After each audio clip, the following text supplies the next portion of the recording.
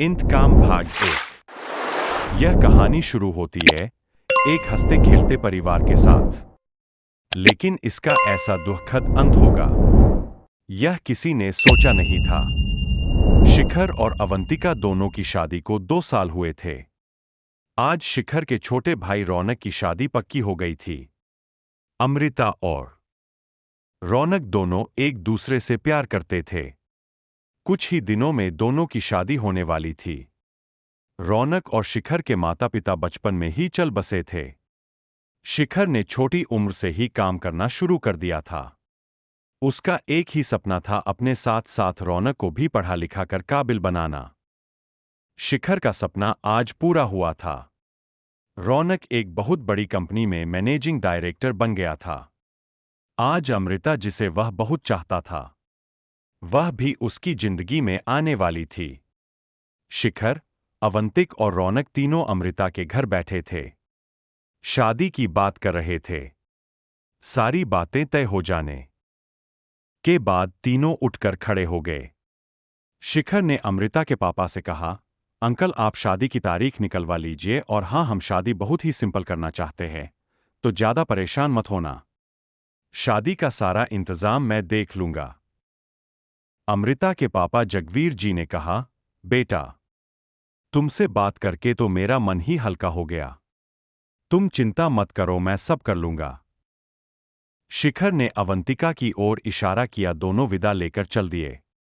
बाहर आकर रौनक ने कहा, भैया, आप भाभी को लेकर चलो, मैं थोड़ी देर में आता हूं। यह सुनकर शिखर ने उसे घूरते हुए कहा, तुझे पता है न रात कितनी हो गई है? सुनसान रास्ता है, जंगल भी पड़ता है, चल हमारे साथ। अवंतिका ने कहा, ओफो, आप भी ओल्ड फैशन हो। इसे थोड़ा सा टाइम दीजिए अमृता के साथ बिताने के लिए। इन दोनों की जिंदगी का आज बहुत बड़ा दिन है। यह सुनकर शिखर हंसने लगा। रौनक को वहीं छोड़कर दोनों वापस चल दिए। शिखर जल्द से जल्द घर पहुंचना चाहता था। रास्ते का कुछ हिस्सा जंगल से होकर गुजरता था, जहां स्ट्रीट लाइट भी नहीं थी। शिखर बहुत संभल कर गाड़ी चला रहा था। शिखर ने अवंतिका से कहा, जानती हो अवंतिका, मुझे अपनी शादी की जितनी खुशी नहीं हुई थी, उससे ज्यादा आज हो रही है। आज ऐसा लग रहा है जैसे मेरा सपना पूरा हो रहा है। मैंने रौनक को अपने बेटे की तरह पाला है। उसकी शादी से बढ़कर खुशी मेरे लिए कुछ नहीं हो सकती। अवंतिका बोली, हां, मैं समझ सकती हूं। मेरे पापा ने जब मेरी शादी पक्की की थी तो वो भी कितना खुश थी। आज तुम वही खुशी महसूस कर रहे हो। तभी गाड़ी को तेज झटका लगा, जैसे गाड़ी किसी चीज से टकराई हो। शिखर और अवंतिका घबरा गए। शिखर ने फटाफट ब्रेक लगाए। अवंतिका की चीख निकल गई। शिखर ने कहा, पता नहीं, शायद कोई जंगली जानवर होगा। मैंने बातों के चक्कर में ध्यान से देखा नहीं। मैं उतर कर देखता हूं। अवंतिका बहुत डर गई थी। उसने कहा, नहीं, तुम नीचे मत उतरो, चलो यहां से फटाफट। शिखर भी घबरा गया था, लेकिन फिर भी उसने कहा, उतर कर तो देखना पड़ेगा, कहीं कुछ गाड़ी के नीचे न फंसा हो। गाड़ी को कितना नुकसान हुआ ये भी देखना पड़ेगा। वह अवंतिका से बात कर ही रहा था, तभी अवंतिका सामने शीशे में देखकर चीख पड़ी।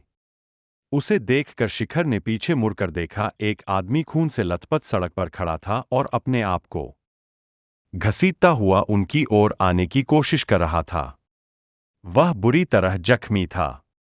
शिखर और अवंतिका बुरी तरह घबरा गए।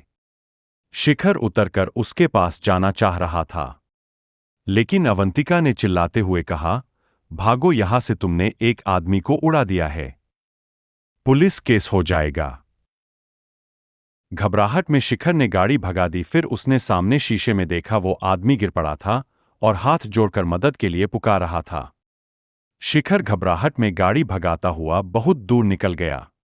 अवंतिका अब भी रो रही थी। शिखर ने कहा, हमें शायद उसकी मदद करनी चाहिए थी। उसे अस्पताल ले जाना चाहिए था। वह मर जाएगा। अवंतिका ने कहा, तुमने देखा नहीं उसके ऊपर गाड़ी चढ़ गई थी। वो बचेगा नहीं, अस्पताल ले जाते तो तुम फंस जाते।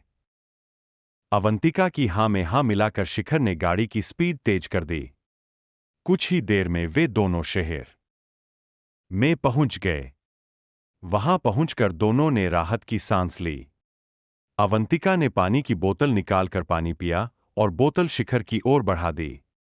शिखर ने मना कर दिया। कुछ ही देर में घर आ गया। शिखर ने गाड़ी पार्क की और उतर कर देखा। गाड़ी पर सामने से डेंट पड़ गया था। एक और की फ्रंट लाइट भी टूट गई थी। अवंतिका जल्दी से गाड़ी से उतरी और शिखर को लेकर अंदर आकर सोफे पर बैठ गई। शिखर को बहुत पछतावा हो रहा था। हे भगवान, आज ही यह सब होना था। पता नहीं बेचारा बचेगा या नहीं। अवंतिका बोली, शिखर अब इस बात को भूल जाओ। उसे बचाने के चक्कर में तुम्हें पुलिस पकड़ लेती और हम सबका क्या होता। शिखर ने अवंतिका की बात में सहमति जताई, लेकिन उसका मन अंदर से उसे कचोट रहा था। बार बार वही दृश्य दिख रहा था। खून में लथपथ आदमी उठकर किसी तरह उनकी ओर आ रहा था। फिर वह गिर पड़ा और